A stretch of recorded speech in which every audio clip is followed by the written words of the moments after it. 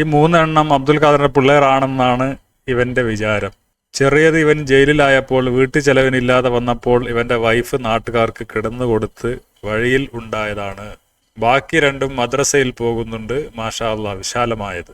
ഉസ്താദുമാർക്ക് ഇവരുടെ വിശാലമായത് ആണ് ഇഷ്ടം എന്നാണ് മദ്രസയിൽ പറയുന്നത്. കുറച്ചുകൂടി വിശാലം ആയിട്ട് വേണം സ്വർണം കടത്താൻ.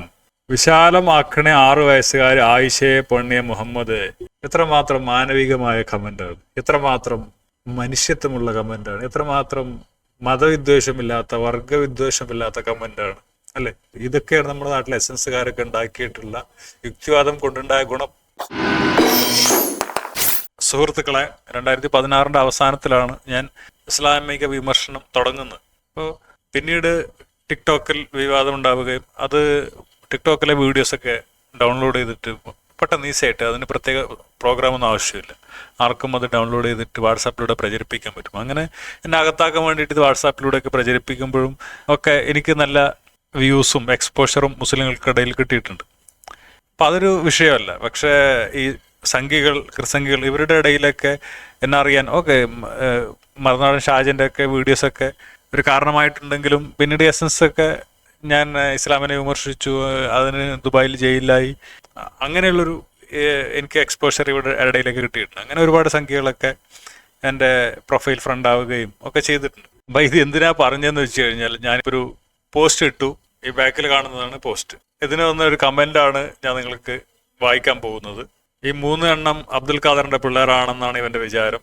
ചെറിയത് ഇവൻ ജയിലിലായപ്പോൾ വീട്ടിൽ ചെലവിനില്ലാതെ വന്നപ്പോൾ ഇവന്റെ വൈഫ് നാട്ടുകാർക്ക് കിടന്നുകൊടുത്ത വഴിയിൽ ഉണ്ടായതാണ്. ബാക്കി രണ്ടും മദ്രസയിൽ പോകുന്നുണ്ട്. മാഷാ അല്ലാഹ്, വിശാലമായത്. ഉസ്താദുമാർ ഇവരുടെ വിശാലമായത് ആണ് ഇഷ്ടമെന്നാണ് മദ്രസയിൽ കുറച്ചുകൂടി വിശാലമാക്കിയിട്ട് വേണം സ്വർണം കടത്താൻ. വിശാലമാക്കണേ 6 വയസ്സുകാരി ആയിഷ മുഹമ്മദ് പണ്ണിയ മുഹമ്മദേ. ഇതെന്റെ മക്കളുടെ ഫോട്ടോ. അതിൽ 2 മക്കൾ എൻ്റെതാണ്, ഒന്നെൻ്റെ പെങ്ങളെ കുട്ടിയാണ്. എന്തായാലും ഈ കമൻ്റ് എനിക്ക് വളരെ ഇഷ്ടപ്പെട്ടു. എസൻസുകാരും എസൻസിനെ അനുകൂലിക്കുന്ന സംഘികളും ഒക്കെ ഈ നിലവാരമാണ് എന്ന് മനസ്സിലാക്കുന്നതിൽ എനിക്ക് അതിയായ സന്തോഷമുണ്ട്. ഇങ്ങനെയുള്ള നിങ്ങളുടെ മനസ്സിലുള്ള കാര്യങ്ങളൊക്കെ പുറത്തു കൊണ്ടുവരിക എന്നുള്ളതാണ് എൻ്റെ ഉദ്ദേശം തന്നെ. പിന്നെ ഇങ്ങനെയുള്ള കമൻറ്റുകൾ കൊണ്ടൊന്നും എന്നെ തളർത്താനൊന്നും നിങ്ങൾക്ക് പറ്റില്ല, കാരണം ഞാൻ അങ്ങനെ വളർന്നവനാണ്. നിങ്ങൾക്ക് വേറൊരു കാര്യം കൂടി പറഞ്ഞുകൂടെ? എൻ്റെ ഉമ്മാക്ക് ഭ്രാന്താണെന്ന് പറയാം, അതൊരു സത്യമാണ്. അങ്ങനെ പല സാമൂഹികപരമായ പല പ്രതിസന്ധികളിലൂടെ ഞാൻ കടന്നു പോയിട്ടുണ്ട്, ജയിലിലായിട്ടുണ്ട്. അങ്ങനെ ഒരുപാട് പ്രതിസന്ധികളിലൂടെ ഇതൊക്കെ തരണം ചെയ്ത ആളാണ്, മനസ്സിലായോ? അപ്പോൾ ആശ്വാസവാക്കിന് ഒരാൾ പോലും ഇല്ലാതെ, എനിക്ക് വേണ്ടി സംസാരിക്കാൻ ഒരാൾ പോലും ഇല്ലാത്ത ഒരു സ്ഥലത്ത് എനിക്ക് എൻ്റെ കാലിൽ നിൽക്കാൻ, അല്ലെങ്കിൽ സത്യം പറയാൻ, ഒരു നുണ പറഞ്ഞിരുന്നെങ്കിൽ എനിക്ക് ബിരിയാണി കിട്ടും. പക്ഷെ ഒരു ദിവസം ഞാൻ ആലോചിക്കാറുണ്ട്, ജയിലിൽ 2 ദിവസം പൈസ കൊടുത്ത മന്തി കിട്ടും, ശനിയും ഞായറും. ഇപ്പം എല്ലാവരും മന്തി കഴിക്കാറുണ്ട്.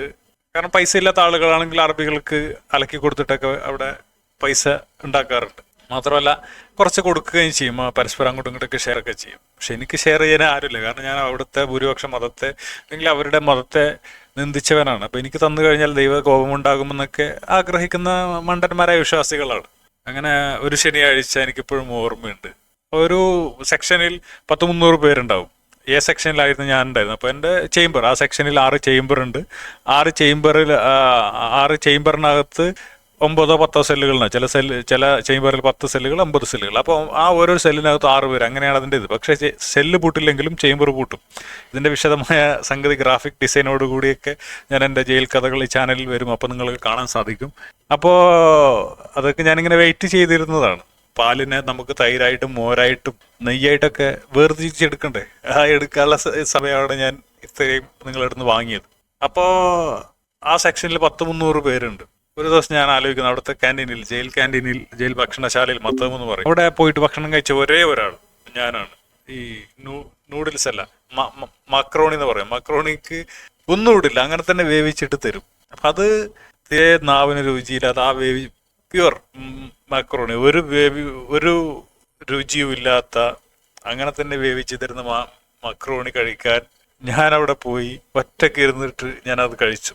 അപ്പോൾ അവിടുത്തെ ജയിലിലുള്ള ജോലിക്കാരൊക്കെ വിചാരിക്കുന്നുണ്ടാവും, ഇത്രയും ഗതികെട്ടവൻ വേറെ ഉണ്ടോ. അപ്പോൾ അങ്ങനെയൊക്കെ ജീവിച്ച് എൻ്റെ മാനസിക ബലം ഞാൻ തെളിയിച്ച ആളാണ്. അതുകൊണ്ട് ഇങ്ങനെയുള്ള കമൻസുകളൊന്നും വിട്ടു കഴിഞ്ഞാൽ എന്നെ തകർക്കാൻ പറ്റുമെന്നൊക്കെ സംഘികളും പ്രസംഗികളും ഒക്കെ വിചാരിക്കുന്നുണ്ടെങ്കിൽ അത് ചുമ്മാതാണ്.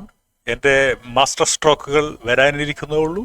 കാരണം ഞാൻ ഇന്റർനാഷണലാണ്, ഞാൻ ലോക്കലല്ല. ദുബായിൽ ജയിലിലാവുന്നതോടുകൂടി ഞാൻ ഇന്റർനാഷണലായി. എൻ്റെ പൊട്ടൻഷ്യൽ ഇനി വരാനിരിക്കുന്നുള്ളൂ. അപ്പോൾ എനിക്ക് ഫിനാൻഷ്യൽ സപ്പോർട്ടും അതിനുള്ള സംവിധാനങ്ങൾക്ക് വേണ്ടിയിട്ട് ഞാനിപ്പോൾ ഒരു സംഘടനയൊക്കെ രൂപീകരിക്കാൻ പോകുന്നുണ്ട്. അതിൻ്റെ നടപടിക്രമങ്ങളിലേക്ക് വൈകാതെ നീങ്ങും. അപ്പം എല്ലാത്തിനും സമയം വേണം. എടിപിടി എന്ന് പറഞ്ഞിട്ടൊന്നും ചെയ്യില്ല. എന്തായാലും ഇങ്ങനെയുള്ള കമൻറ്റുകൾ എനിക്ക് വളരെ ഇഷ്ടമാണ്. ഇതൊക്കെ കിട്ടാൻ വേണ്ടിയിട്ട് തന്നെയാണ് ഞാൻ പരിപാടികളൊക്കെ ചെയ്യുന്നത്. ഇപ്പോൾ ഞാൻ ഇസ്ലാമിനെ വിമർശിക്കുമ്പോഴൊക്കൊന്നും നിങ്ങൾ ആരും എൻ്റെ വാളിലോ ഇതൊന്നും ഇങ്ങനെയുള്ള കമൻസുകളൊന്നും കണ്ടിട്ടുണ്ടാവില്ല. പക്ഷെ ഇവരിത്രയും ഇതായിട്ട് പകയോടുകൂടി പെരുമാറുന്നത് ഭയങ്കര സംഗതികളാണ്. അപ്പോൾ ഇതൊക്കെ എനിക്കിഷ്ടമാണ്. നമ്മൾ ഇനിയും നിങ്ങൾ ഇങ്ങനെയൊക്കെയുള്ള കമൻറ്റുകൾ ഇട്ടിട്ട് സഹകരിക്കുക എന്ന് പറഞ്ഞുകൊണ്ട് നിർത്തുകയാണ്. അപ്പം ശരി.